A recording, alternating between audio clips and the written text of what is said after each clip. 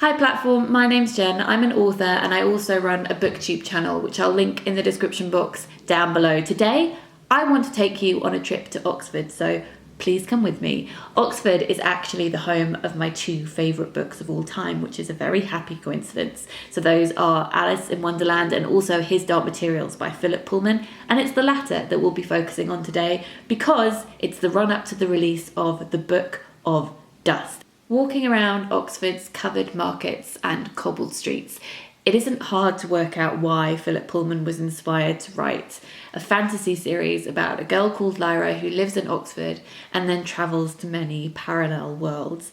And it isn't just Lyra's Oxford, though of course it is Lyra's Oxford, but it's also Will's Oxford too. Two distinctly different Oxfords that lie quite close to each other, their worlds almost touching.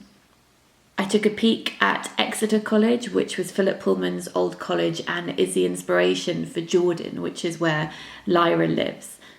Lyra spends a lot of her time in Jericho, where the Egyptians live, wondering if she can steal a canal boat, find its mythical plug, and sink it to the bottom of the clay beds below. Pullman says Lyra grew up half wildcat, and I happened to make a friend with a demon-like cat along the way.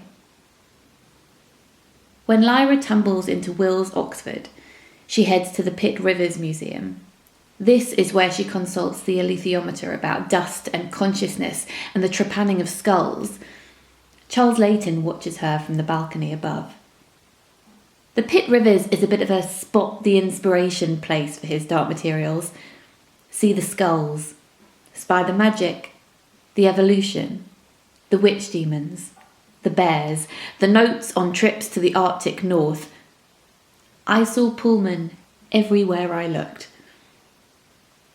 Of course, it wouldn't be a trip to Oxford without a visit to the Botanic Gardens, making friends with ducks and mischievous squirrels, but mostly I went there because I was on a bit of a pilgrimage. As it says in the amber spyglass, she led him past a pool with a fountain, under a wide-spreading tree, and then struck off to the left towards a huge many-trunked pine.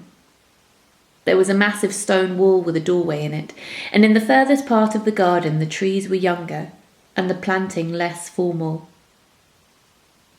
Lyra led him to the end of the garden, over a little wooden bridge, to a wooden bench, under a sprawling low-branched tree. I'm not going to lie, when I found Will and Lyra's bench, I had a little cry. Those of you who've read the series will know why. If you've yet to read His Dark Materials, do. I made a video on my channel about why I love the book so much, which is linked down below. I can't wait to read the follow-up, The Book of Dust, which is also linked down below too, and I urge you to go and check it out. As Philip Pullman wisely says, without stories, we wouldn't be human beings at all.